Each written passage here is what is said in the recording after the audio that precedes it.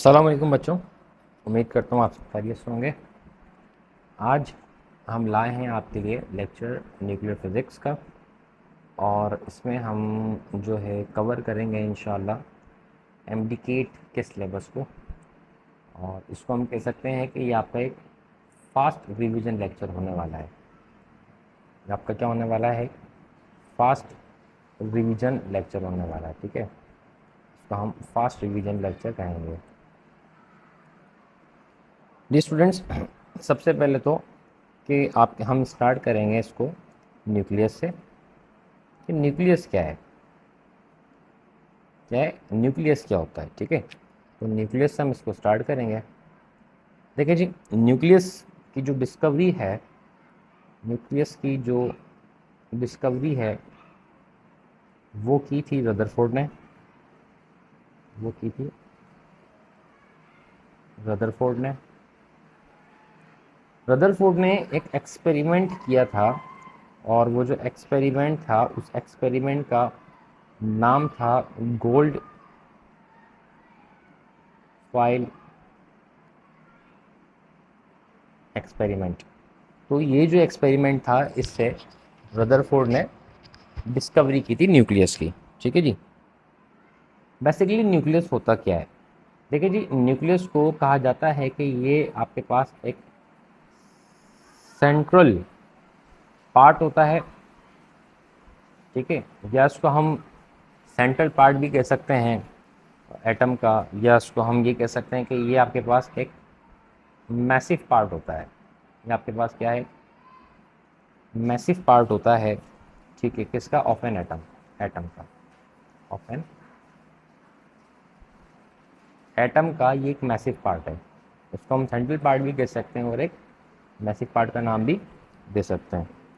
अगर हम इसके अंदर की बात करते हैं तो डियर स्टूडेंट्स, इसमें आपको दो पार्टिकल्स पाए जाते हैं। पहला जो पार्टिकल इसके अंदर होता है, पहला पार्टिकल इसमें होता है न्यूक्लियॉन्स।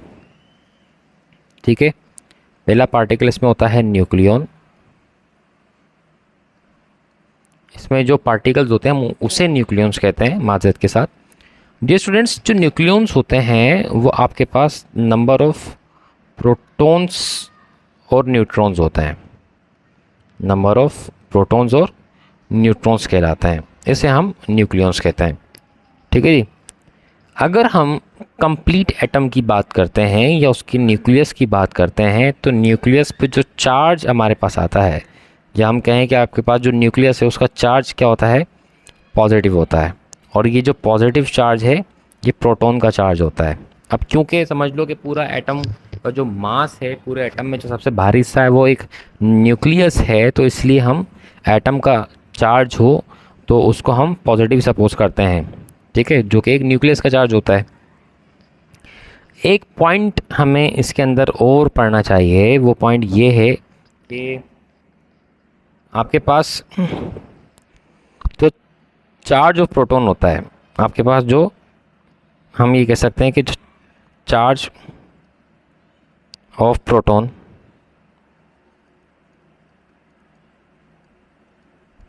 मीन्स, इसका मतलब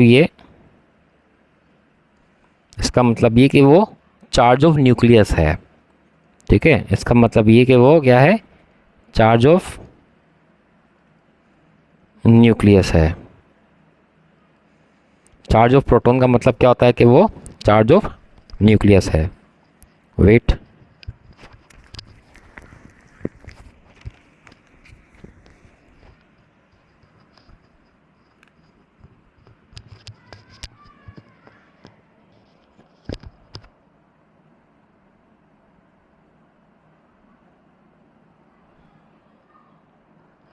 ठीक है जी, तो हम चलते हैं नेक्स्ट पेज के ऊपर। सो इसमें मज़ीद ये कि एक बात याद रखें,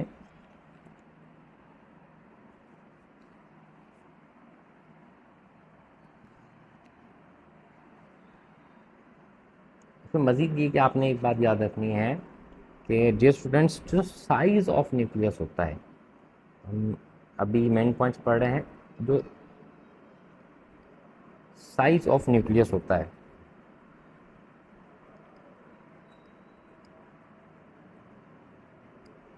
वो हमेशा डायरेक्टली प्रोपोर्शनल होता है एटॉमिक मास के। ठीक है, ये बात आपने याद रखनी है, जो साइज ऑफ न्यूक्लियस होता है वो हमेशा डायरेक्टली प्रोपोर्शनल होता है एटॉमिक मास के। और इस स्टेटमेंट को हम एक मैथमेटिकल रिलेशन से भी शो कर सकते हैं। वो मैथमेटिकल रिलेशन है R is equal to R note A power 1/3। ठीक है, ये स्टूडेंट्स यहाँ पर जो आर नोट की वैल्यू है वो हमारे पास एक कांस्टेंट है जिसको हम कहेंगे 1.2 फर्मी। फर्मी आपके पास साइज ऑफ न्यूक्लियस होता है जो इक्वल होता है 1.2 इंटू 10⁻15 मीटर्स के। ठीक है जी। लेकिन अब क्योंकि यहाँ पर आपको एक क्यूब रूट लेना पड़ता है, तो इसलिए क्यूब रूट से बचने के लिए हम एक सिंपल मैथमेटिकल रिलेशन भी यहाँ पे लिख सकते हैं कि जो आपका वॉल्यूम का फार्मूला है वो होता है 4/3। ठीक है, इसको हम कहते हैं pi r cube, 4/3 pi r cube. अब इस आर की वैल्यू को उठाकर अगर आप इस आर क्यूब में रखेंगे तो ये हो जाएगा इस तरह से कुछ 4/3 pi r note A power 1/3 divided by 3। तो 3 से ये आपस में कैंसिल, तो हमारे पास बचेगा 4/3 पाई आर नोट पावर ए। ठीक है, ये आर के ऊपर क्यूब आ सकता है। ये आपके पास वॉल्यूम का फॉर्मूला बचेगा। डियर स्टूडेंट्स, आप इस फॉर्मूले में जो रिलेशन देखते हैं वो ये है कि volume is directly proportional to the atomic mass. ठीक है, द साइज ऑफ न्यूक्लियस, मतलब जितना एटॉमिक मास इंक्रीज होगा उतना उस साइज ऑफ न्यूक्लियस, मतलब न्यूक्लियस का साइज इंक्रीज होता चला जाएगा। ठीक है, अगर आपके पास क्वेश्चन एक कर लिया जाए, एग्जामिनर एक क्वेश्चन कर ले कि बताओ ratio of two nucleus, ratio of two nucleus with respect to volume, with respect to volume क्या हो सकता है? तो आप कह सकते हैं कि V1 divided by V2 is equal to A1 divided by A2। आप इसको इस तरह से लिख सकते हैं। ठीक है, इस में आपको दिखाया गया है कि जो रेशो होता है एटॉमिक मास का, किसी भी दो न्यूक्लियाई का एटॉमिक मास का जो रेशो है वो इक्वल होता है ratio of volumes of two nuclei. ठीक है, दो न्यूक्लियाई के इक्वल होता है। डे स्टूडेंट्स, अब इसमें हमें कुछ बेसिक बातें भी सीखनी है। बेसिक बातें क्या क्या हैं, सबसे पहले हम डिस्कस करते चलेंगे। सबसे पहले हम डिस्कस करेंगे एटॉमिक मास,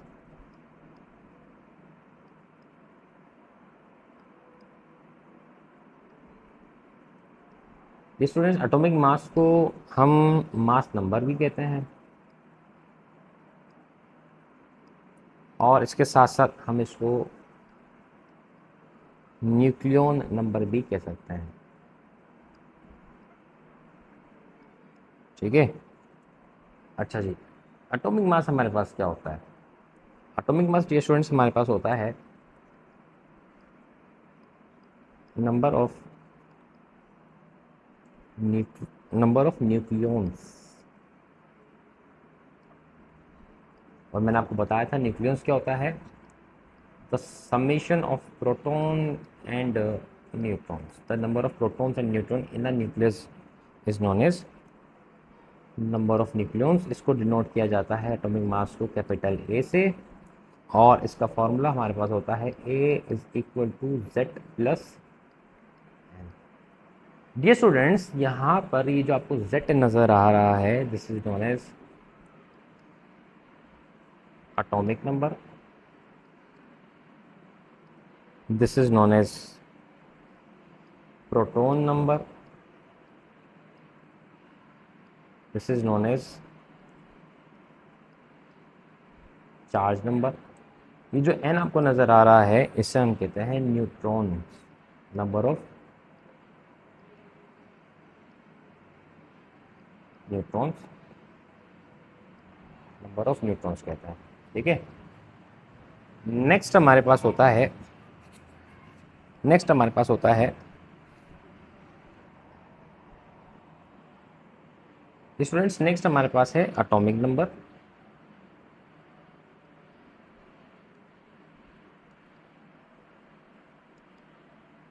एटॉमिक नंबर, इसको हम प्रोटॉन नंबर भी कहते हैं, प्रोटॉन नंबर भी कहते हैं, और इसके साथ साथ इसको हम चार्ज नंबर का नाम भी देते हैं। ठीक है, इसको हम जो डिनोट करते हैं डियर स्टूडेंट्स, वो डिनोट करते हैं जेड से। ठीक है, और जेड का जो फॉर्मूला जिसको हम नंबर ऑफ प्रोटॉन्स कहते हैं, और उसका फार्मूला अगर हम लिखें तो उसका फार्मूला होता है the difference between atomic mass and neutron number. ठीक है, एक फार्मूला आपके पास ये रहा और दूसरा फार्मूला आपके पास ये रहा। डियर स्टूडेंट्स, थर्ड नंबर पे हमारे पास आता है न्यूट्रॉन नंबर। थर्ड नंबर पे हमारे पास आता है न्यूट्रॉन नंबर। सो जो न्यूट्रॉन नंबर होता है इसको हम डिनोट करते हैं एन से। ठीक है जी, और नंबर ऑफ न्यूट्रॉन्स मालूम करने का जो तरीका हमारे पास है, n is equal to A minus Z है। ठीक है जी, ए माइनस जेड है। डियर स्टूडेंट्स, ये जो न्यूट्रॉन नंबर है, एटॉमिक मास जिसको मास नंबर कहते हैं, और प्रोटॉन नंबर है, इसी बेसिस के ऊपर आपके न्यूक्लियस को डिवाइड किया जाता है। ठीक है, वो जो डिवीज़न है अब हम उसका जिक्र करेंगे, क्योंकि ये डिवीज़न काफ़ी आपके एमडीकेट के एमसीक्यूज में आती है। उसको हम कहते हैं टाइप्स ऑफ न्यूक्लियस, इसको हम कहते हैं टाइप ऑफ न्यूक्लियस। ठीक है, इसको हम कहते हैं टाइप्स ऑफ न्यूक्लियस। पहली टाइप हमारे पास होती है आइसोटॉप्स।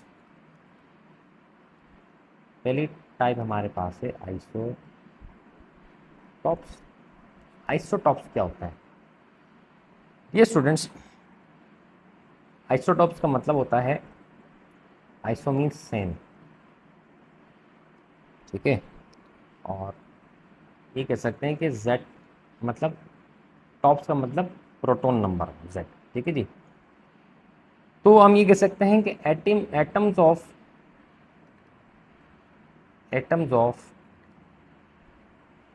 सेम एलिमेंट हैविंग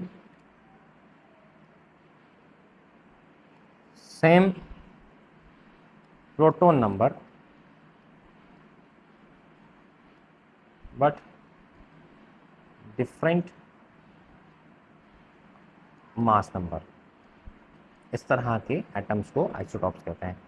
अब इसकी एग्जाम्पल हमारे पास है, there are three isotopes of hydrogen. जैसे आपके पास ये है H1, आपके पास है H1, 2, ये आपके पास है H1, 3।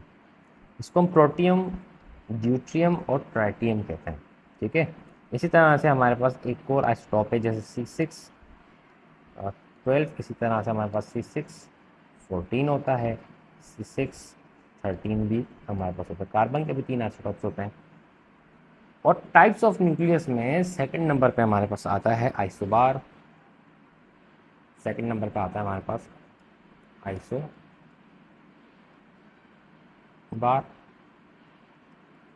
डियर स्टूडेंट्स, आइसोबार्स का क्या मतलब होता है? आइसोबार मतलब ये कि आइसो मीन सेम, और बार्स का मतलब होता है एटॉमिक मास। तो हम ये कहते हैं कि atoms of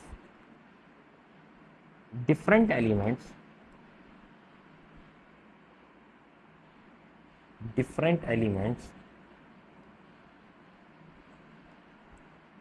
having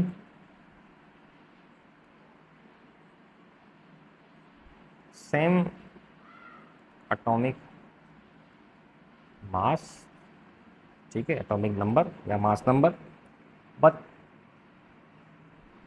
different atomic number. इस तरह के न्यूक्लियस को हम क्या कहते हैं, जिसके अंदर ए सेम रहे लेकिन जेड डिफरेंट हो, उस तरह के न्यूक्लियस को आइसोबार्स कहते हैं। तीसरे नंबर पे हमारे पास जो टाइप्स आती है वो आती है isotones.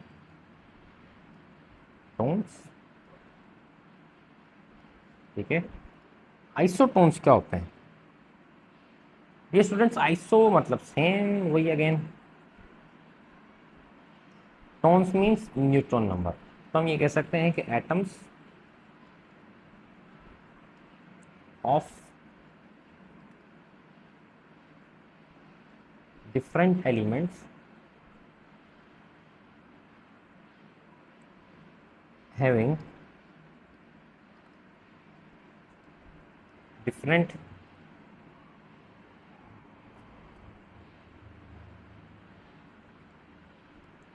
A and Z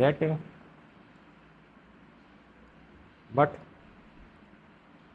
same neutron number, इस तरह के एटम्स को आइसोटोन्स कहते हैं। फोर्थ नंबर पे हमारे पास होता है मिरर न्यूक्लियाई। फोर्थ नंबर पे हमारे पास क्या होता है? फोर्थ नंबर पे होता है mirror nuclei. Students, mirror nuclei क्या होता है? मिरर न्यूक्लियाई का मतलब ये है कि फर्स्ट करो, आपके पास एक न्यूक्लियस है एक्स, ठीक है, ये आपके पास ए और ये आपके पास जेड, एक न्यूक्लियस है वाई, ये आपके पास ए, ये आपके पास जेड। ऐसे न्यूक्लियस, अब हम ये कहें कि अगर प्रोटॉन जो हैं न्यूक्लियस एक्स के वो इक्वल हो जाएं नंबर ऑफ न्यूट्रॉन्स और वाई के, मतलब एक्स के जो प्रोटॉन है वो इक्वल हो जाएं number of neutrons to Y, और जो नंबर ऑफ न्यूट्रॉन्स हैं एक्स के वो इक्वल हो जाएं number of protons to Y. These types of nucleus are known as mirror nuclear. मतलब एक के प्रोटॉन नंबर दूसरे के न्यूट्रॉन नंबर के इक्वल हो एंड वाइस वर्सा, इसको हम कहते हैं मिरर न्यूक्लियर। ठीक है, ये स्टूडेंट्स अब हम डिस्कस करने जा रहे हैं बहुत ही प्यारा टॉपिक जिसको हम कहेंगे रेडियो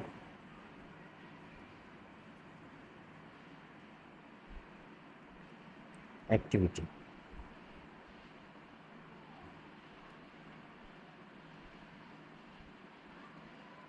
रेडियो एक्टिविटी,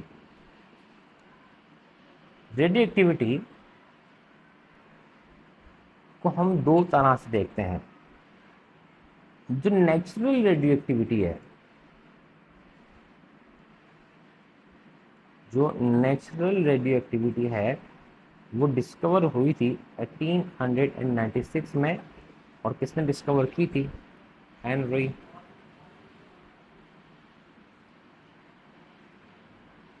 बेक्यूरेल ने की थी। ठीक है, और दूसरे नंबर पे आता है आर्टिफिशियल।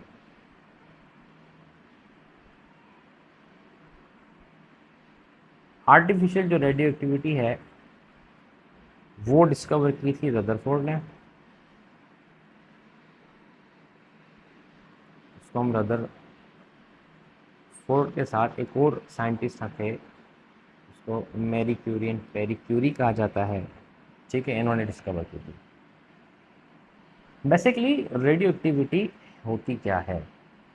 हेनरी बेक्यूरेल ने एक आपका प्लूटोनियम मटेरियल था जो कि डिस्कवर किया था,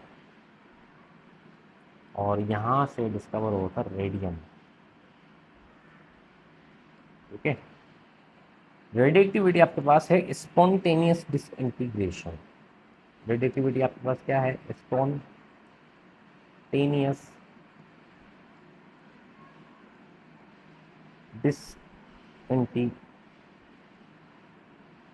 disintegration, spontaneous disintegration of atoms over of a heavier of a heavier elements जिसका एटॉमिक नंबर ग्रेटर देन 82 हो, ठीक है, with emission of radiation, with emissions of radiation।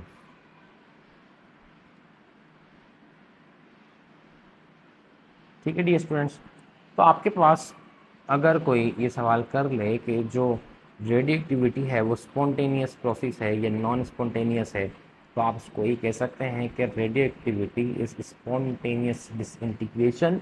ये खुद ही हो जाता है, ठीक है, ये खुद ही हो जाता है। और एग्जामिनर अगर आपसे कोई क्वेश्चन कर ले कि बताओ रेडियो एक्टिविटी जो है किसके ऊपर डिपेंड करती है, इसकी जो डिपेंडेंस है, अब मैं वो लिखने जा रहा हूँ, इसकी जो डिपेंडेंस है वो करती है कि आपके पास नेचर ऑफ रेडियो आइसोटोप क्या है, नेचर ऑफ रेडियो आइसोटोप क्या है, ठीक है। मतलब ये कि एटम की नेचर के ऊपर ये रेडियोएक्टिविटी डिपेंड करती है, किसके ऊपर, नेचर ऑफ रेडियो आइसोटोप, हम इसको कह सकते हैं। एग्जामिनर आपसे ये क्वेश्चन कर सकता है कि आपकी जो रेडियो एक्टिविटी है वो होती क्यों है, ठीक है, तो आप ये कह सकते हैं कि जो इलेक्ट्रोस्टैटिक फोर्स होती है, अब क्योंकि रेडियो एक्टिविटी का मतलब है कि नंबर ऑफ प्रोटॉन्स इंक्रीज होते हैं न्यूक्लियस के अंदर, जब नंबर ऑफ प्रोटॉन इंक्रीज होते हैं तो इलेक्ट्रोस्टैटिक फोर्स बिटवीन, अच्छा इलेक्ट्रोस्टैटिक फोर्स कौन सी, repulsion, repulsion electrostatic force between protons increases, और ये कौन सी फोर्स से ग्रेटर हो जाती है, और greater than nuclear force, nuclear force से ही ज़्यादा हो जाती है इलेक्ट्रोस्टैटिक फोर्स। न्यूक्लियर फोर्स कौन सी होती है, जिसको हम कहते हैं स्ट्रॉन्ग न्यूक्लियर फोर्स,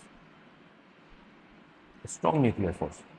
जब electrostatic force of repulsion between protons बढ़ जाती है न्यूक्लियर फोर्स, कौन सी, स्ट्रॉन्ग न्यूक्लियर फोर्स से, तब ये रेडियो एक्टिविटी होती है, ठीक है। और जब रेडियो एक्टिविटी होती है तो क्या होता है, जब रेडियो एक्टिविटी होती है तो रेडिएशंस इमिट आउट होती हैं, क्या होती हैं,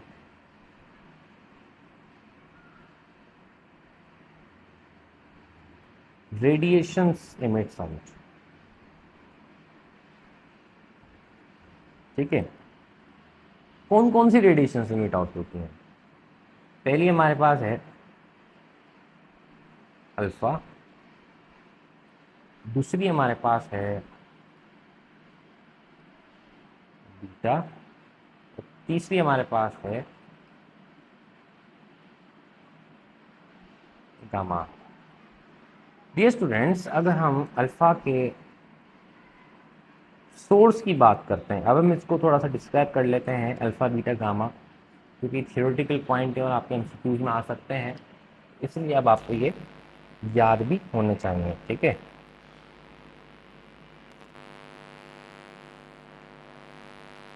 अल्फा बीटा एंड गामा। यार बच्चों, सबसे पहले हम इसके सोर्स की बात करते हैं, इसके सोर्स की बात करते हैं। पहला पॉइंट, इनका सोर्स वो क्या है, तीनों का, चलें लिख लेते हैं, ठीक है। हम कहते हैं कि alpha emits out from radon 32, ठीक है, और बीटा इमिट्स आउट फ्रॉम स्ट्रोंथियम, स्ट्रोंथियम का जो एटॉमिक न्यूक्लियस है, एटॉमिक नंबर 94, और ये आपके पास होता है कोबाल्ट 50। ऐसा नहीं है कि ये गामा कोबाल्ट 50 के अलावा इमिट आउट नहीं हो सकता, स्ट्रोंथियम जो है वो मतलब बीटा स्ट्रोंटियम के अलावा इमिट आउट नहीं हो सकता, या अल्फा रेडोन के अलावा इमिट आउट नहीं हो सकता है, लेकिन एक मेजर सोर्स जो है वो ये है। ठीक है, अगर हम इसके नेचर की बात करें, अगर आप इसके नेचर की बात करो, मतलब इनकी नेचर क्या होती है, किस मिजाज के लोग हैं भाई है, तो अगर आप इसकी नेचर की बात करो तो डियर स्टूडेंट्स, नेचर में आपका जो अल्फ़ा होता है, जो अल्फ़ा रेज हैं, वो हीलियम न्यूक्लिया होता है, इसका एटॉमिक नंबर 4 और सॉरी एटॉमिक मास 4 और एटॉमिक नंबर 2 होता है। बीटा के पास दो तरह की नेचर होती है, वो इलेक्ट्रॉन भी होता है, ठीक है, और वो पॉजिट्रॉन भी मिट आउट करता है, वो इलेक्ट्रॉन भी होता है, वो पॉजिट्रॉन भी मिट आउट करता है। इसके पास जो एटॉमिक, ठीक है, अच्छा जी, जो गामा रेज होती हैं वो आपके पास इलेक्ट्रोमैग्नेटिक रेडिएशंस होते हैं, या जिसको हम कह सकते हैं कि वो हाई एनर्जेटिक फोटॉन्स होते हैं, हाई एनर्जेटिक फोटॉन्स होते हैं। अब हम चलते हैं आगे, ये हो गई इसकी नेचर की बात।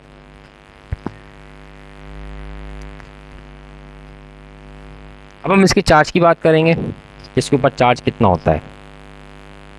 ठीक है, तो इसकी जब हम चार्ज की बात करते हैं, तो चार्ज के लिए डियर स्टूडेंट्स हमारे पास जो अल्फ़ा होता है इसके ऊपर होता है चार्ज +2e। ठीक है जी, और आपके जो बीटा होता है, बीटा के पास -1 भी होता है, अगर इलेक्ट्रॉन है और पॉजिट्रॉन है तो वो +1 होता है। और जो गामा रेडिएशंस हैं उनके पास कोई चार्ज नहीं होता, so that's why we called it these radiations are neutral in nature, इनके पास कोई चार्ज नहीं होता है। नेक्स्ट हम बात करेंगे इनकी स्पीड की, तो नेक्स्ट हम बात करेंगे इनकी स्पीड की।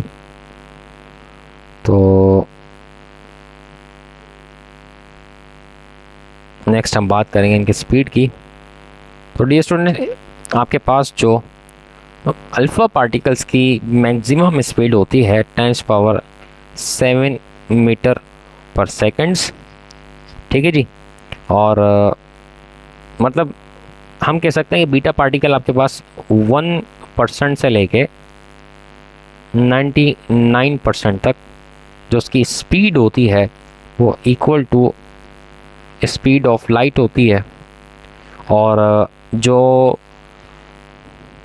गामा रेज हैं ये तो हैं इलेक्ट्रोमैग्नेटिक रेडिएशन, तो उसकी जो स्पीड होती है वो equal to 3 speed of light होती है मीटर पर second.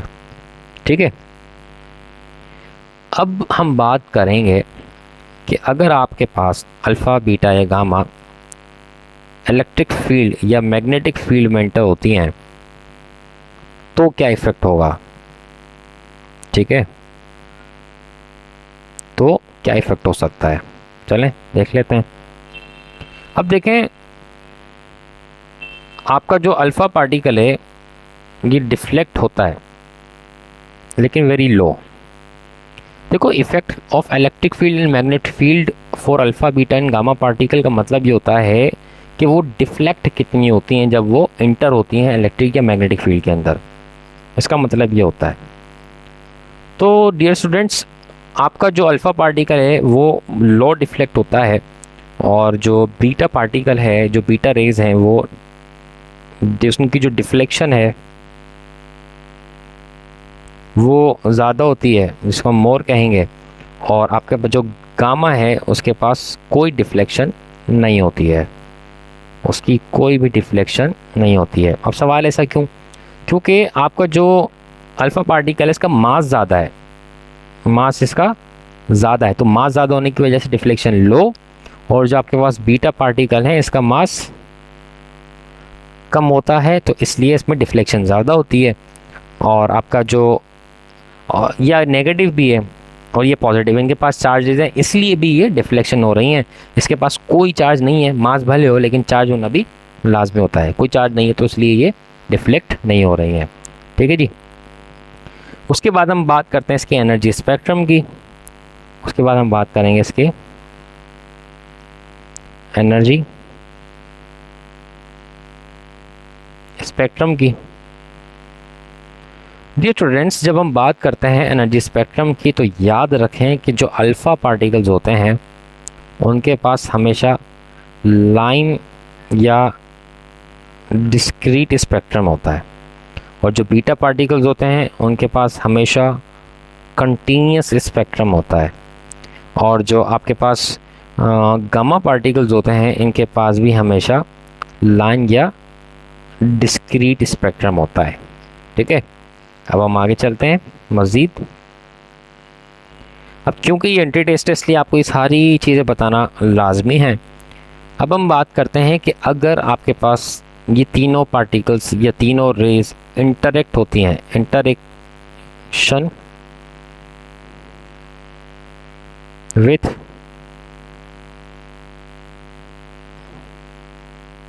Matter, interaction with matter, अगर अल्फ़ा पार्टिकल इंटरेक्ट होती है तो वो क्या करती है, सिर्फ और सिर्फ हीट प्रोड्यूस करती है। क्या करती है? हीट प्रोड्यूस करती है। अगर बीटा पार्टिकल भी इंटरेक्ट होती है तो वो क्या करती है? हीट प्रोड्यूस करती है। हाँ, अगर मैटर के साथ गामा रेस हिट होती हैं तो वो प्रोड्यूस करती हैं आपका फोटो इलेक्ट्रिक इफेक्ट, वो प्रोड्यूस करती हैं आपका कॉम्पटन इफेक्ट, वो प्रोड्यूस करती हैं आपका पेयर प्रोडक्शन। ऐसा क्यों सर? ऐसा भाई इसलिए क्योंकि they have high energetic photons, so that's why इनका जो आपके पास रिएक्शन होता है वो डिफरेंट होता है। अब हम इसकी आयोनाइजेशन एबिलिटी की बात करते हैं। हम इसकी बात करते हैं अब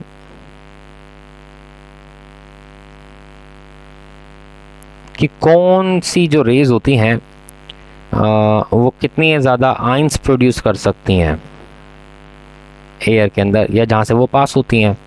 एक बात याद रखिएगा कि आयोनाइजेशन जो एबिलिटी है, ये पावर है अल्फ़ा पार्टिकल्स का, वो 10⁴ आयंस पर मिलीमीटर इन एयर है। ठीक है, और बीटा की बात करते हैं तो वो 10⁻² आयंस पर मिलीमीटर इन एयर है। अगर हम गामा की बात करते हैं तो वो 1 आयन पर मिलीमीटर इन एयर होता है।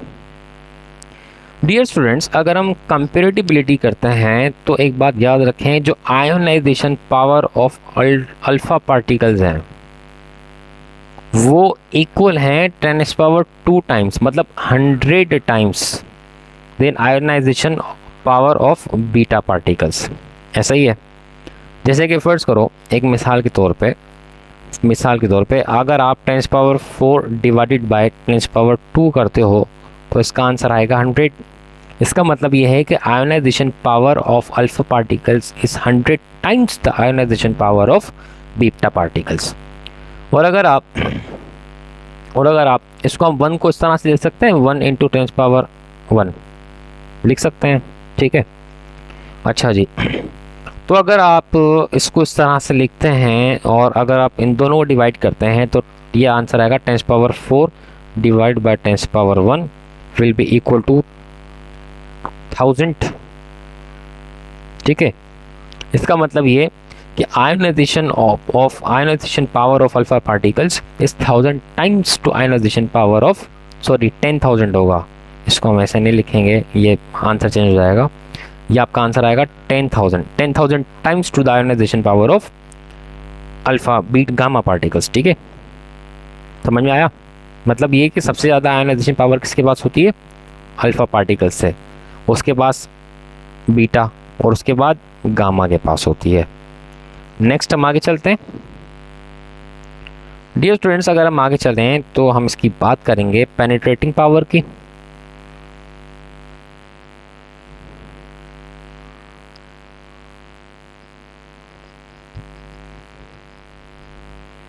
फिर हम बात करेंगे पेनिट्रेटिंग पावर की। पेनिट्रेटिंग पावर को हम डिफाइन करते हैं तो आपके पास सबसे कम पेनिट्रेटिंग पावर क्या होता है अल्फ़ा पार्टिकल्स के पास, और उससे थोड़ा ज़्यादा होता है जिसको हम फ्यू मीटर्स बीटा के पास, और ये आपके पास है इनवर्स स्क्वायर लॉ। ठीक है, देखिए इसका मतलब ये होता है कि मिनिमम इसको हम फ्यू सेंटीमीटर भी कह सकते हैं, इसको हम फ्यू सेंटीमीटर भी कह सकते हैं। पता है बात क्या होती है कि जितना ज़्यादा आयोनाइजेशन पावर होता है उतना कम पेनिट्रेटिंग पावर होता है, क्योंकि वो पार्टिकल अपनी सारी एनर्जी आयोनाइज करने के अंदर लूज़ कर देता है, तो पेनिट्रेशन कम हो जाती है। ठीक है, अगर हम फर्ज करो यहाँ पर आपके पास रखा हुआ हो पेपर और उसके बाद रखा हुआ हो एल्युमिनियम और उसके बाद रखा हुआ हो लीड, उसके बाद रखा हुआ हो एक लीड रखा हुआ हो। ठीक है, और हम क्या कर रहे हैं कि अल्फ़ा बीटा गामा, हम क्या कर रहे हैं कि अल्फ़ा को भी हिट करवाएं, फिर बीटा को हिट करवाएं और फिर गामा को हिट करवाएं। तो अल्फ़ा यहाँ पर एब्जॉर्ब होगा, बीटा इसको पेनिट्रेट करके आगे जाएगा और गामा इन दोनों को पेनिट्रेट करके आगे चला जाएगा। ठीक है, क्योंकि सबसे कम जो आयनाइजेशन पावर होती है वो गामा के पास, सबसे ज़्यादा पेनिट्रेटिंग पावर गामा के पास होती है। तो हम ये कह सकते हैं कि जो आयोनाइजेशन होती है, जो आयोनाइजेशन होती है वो इनवर्सली प्रोपोर्शनल टू पेनिट्रेशन होती है।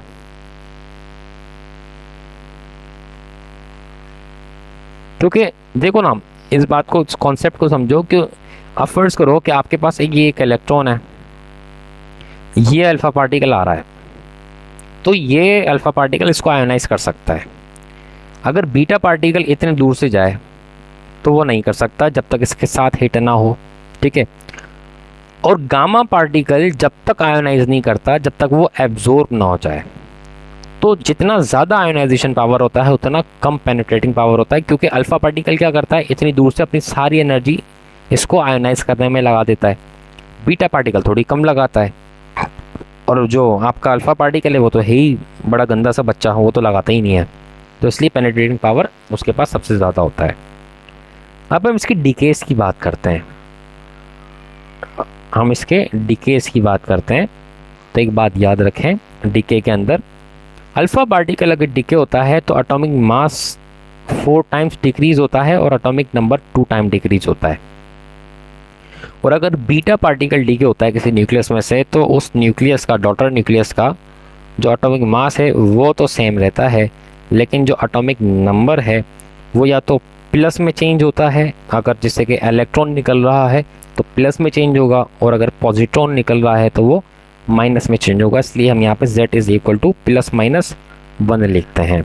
ठीक है, और अगर गामा आपके पास रेडिएशन से इमिट आउट हो रही है किसी न्यूक्लियस के अंदर से, तो डॉटर न्यूक्लियस में से आपका जो एटॉमिक मास है वो भी सेम रहता है और जो एटॉमिक नंबर है वो भी सेम रहता है, वो भी चेंज नहीं होता है। ठीक है, ये दोनों चीज़ें आपकी सेम रहती हैं। डियर स्टूडेंट्स, हमें न्यूक्लियर फिजिक्स इन दोनों के लॉज ऑफ डिके के बारे में बताती है। लॉज ऑफ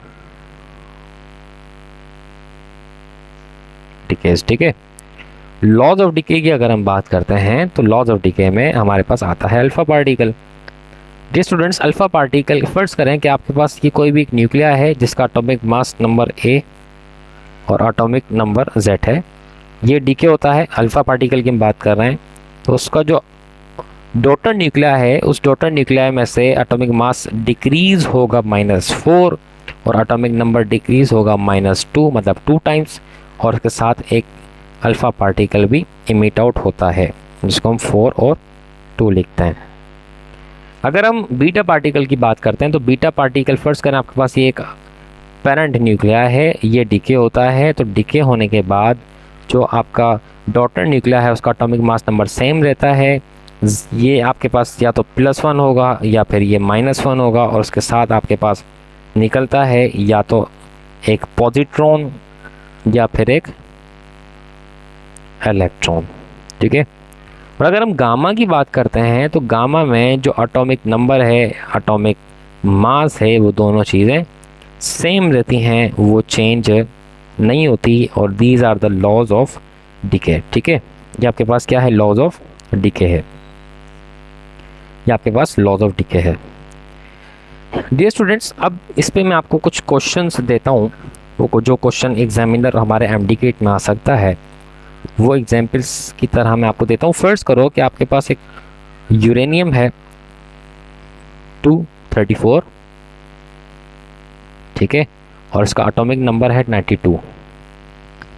इसमें हमने कहा कि 4 अल्फा पार्टिकल डीके होते हैं, मतलब निकलते हैं, और 3 बीटा पार्टिकल्स एमिट आउट होते हैं। अब बताओ आपका जो डॉटर न्यूक्लियर बनेगा वो किस तरह से बनेगा। ठीक है, वो क्या बनेगा, उसका एटॉमिक मास क्या होगा और एटॉमिक नंबर क्या होगा। बड़ा आसान है।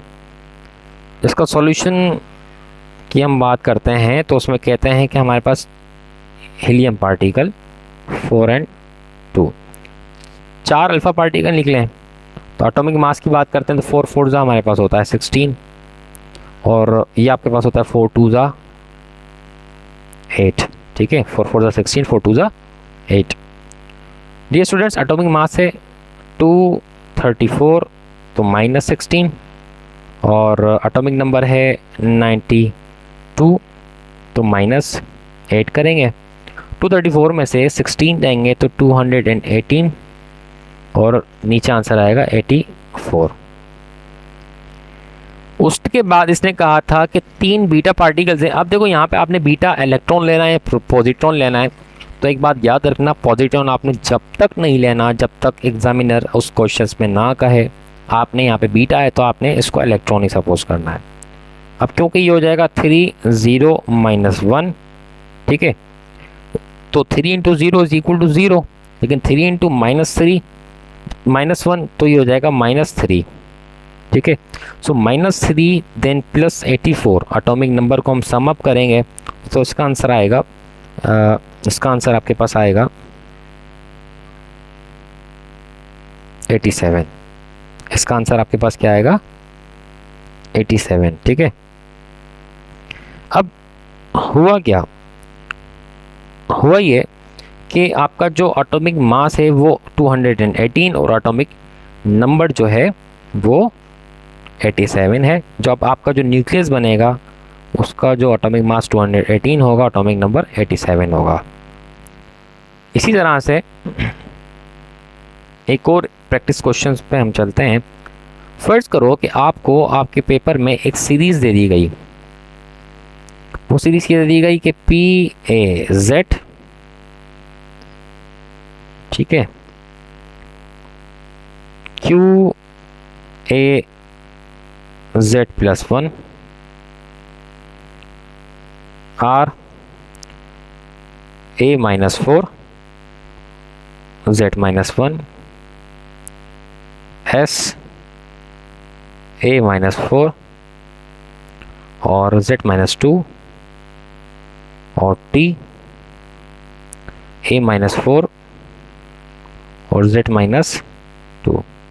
ठीक है, अब कौन सी चीज़ ऑर्डर के अंदर प्रोड्यूस हो रही है, ठीक है, कौन सी चीज़ ऑर्डर के अंदर प्रोड्यूस हो रही है। अब देखो हमने क्या देखना है, ये है PAZ। अच्छा, Q के पास गया तो एटॉमिक मास नंबर सेम, लेकिन आपका जो Z है वो +1 इंक्रीज़ हो रहा है, मतलब Z +1 हो रहा है। इसका मतलब ये कि एक इलेक्ट्रॉन निकल रहा है, एक इलेक्ट्रॉन का मतलब एटॉमिक मास सेम और एक इलेक्ट्रॉन निकलना मतलब -बीटा डीके। तो कौन सा डीके होता है ये, -बीटा डीके। ठीक है, अब आगे चलते हैं। आगे चलने के बाद हमने देखा कि हमारा जो एटॉमिक नंबर है वो -4 डिक्रीज़ हुआ है। जब -4 डिक्रीज़ हुआ मतलब -4 डिक्रीज का मतलब है कि अल्फ़ा डीके होता है, ठीक है। और Z-1 +1 से वो Z-1 हो गया, ठीक है। अब आगे चलते हैं। अब देखो नेक्स्ट है हमारे पास एटॉमिक मास तो सेम है, एटॉमिक मास सेम है A-4, लेकिन Z हुआ -1 से -2, Z हुआ -1 से -2, मतलब Z-1 से -2 हुआ। ये आप देखो Z-1 से -2 हुआ। इसका मतलब ये है कि एक पॉजिट्रॉन निकल रहा है, एटॉमिक मास सेम है। एक पॉजिट्रॉन निकल रहा है और एटॉमिक मास सेम है। जब एक पॉजिट्रॉन निकलता है और एक एटॉमिक मास सेम रहता है तो इस तरह के डीके को हम प्लस बीटा डीके कहते हैं, पॉजिटिव बीटा डीके कहते हैं, ठीक है। उसके बाद हम देख सकते हैं कि एटॉमिक मास भी सेम है, एटॉमिक नंबर भी सेम है, तो ऐसा जो डीके होता है वो सिर्फ और सिर्फ अल्फा डीके में होता है। तो इस तरह की सीरीज भी आपके क्वेश्चंस के अंदर पूछी जा सकती है, ठीक है जी। तो अब एक और क्वेश्चन आपसे पूछा जा सकता है, एक और क्वेश्चन ये पूछा जा सकता है कि जब अल्फा डीके होता है, एक बात याद रखें कि जब अल्फा डीके होता है, अल्फा डीके का मतलब ये होता है कि आपके जो न्यूट्रॉन्स होते हैं, आपके जो न्यूट्रॉन्स होते हैं वो कन्वर्ट होते हैं टोटली किसके अंदर, प्रोटॉन्स के अंदर, और उसके साथ साथ एक इलेक्ट्रॉन भी इमिट आउट होता है, ठीक है। ये -1 +1 तो ये 0, ये 1 1 1 +1 तो ये 0 हो जाएगा, ठीक है। जब न्यूट्रॉन प्रोटॉन में कन्वर्ट होता है, ये अल्फा डीके होता है, तो इसका मतलब ये कि वो अपना neutron to proton ratio decrease कर रहे होते हैं, वो अपना neutron to proton ratio decrease कर रहे होते हैं।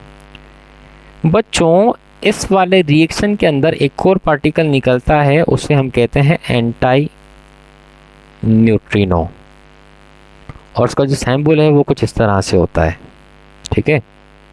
और जो बीटा डीके होता है, तो बीटा डीके का मतलब क्या, सो बीटा डीके का मतलब ये होता है कि आपका जो प्रोटॉन, आप इससे ही पूछ सकते हैं ना कि न्यूट्रॉन टू प्रोटॉन कन्वर्जन किसको कहते हैं, तो अल्फा डीके। और अगर आपके पास बीटा डीके है तो उसका मतलब प्रोटॉन किस में कन्वर्ट हो रहा है, आपका न्यूट्रॉन में कन्वर्ट हो रहा है, ठीक है। और उसके साथ साथ एक क्या निकलता है, आपका पॉजिट्रॉन। और इस कंडीशन में जो न्यूट्रॉन टू प्रोटॉन रेशो होता है वो हमेशा इंक्रीज हो रहा होता है।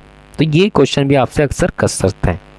और इस वाले रिएक्शन में आपका जो पार्टिकल निकलता है वो उसे हम कहते हैं सिर्फ और सिर्फ न्यूट्राइनो, उसे हम क्या कहते हैं, न्यूट्रिनो कहते हैं। तो आज का लेक्चर इस रेडियोएक्टिविटी पे हम ख़त्म करते हैं। नेक्स्ट लेक्चर होगा हाफ लाइफ से, जिसमें हम अपना न्यूक्लियर फिजिक्स टोटली कवर करेंगे। तब तक के लिए अल्लाह हाफिज़ और अपना बहुत सारा ख्याल भी रखिएगा।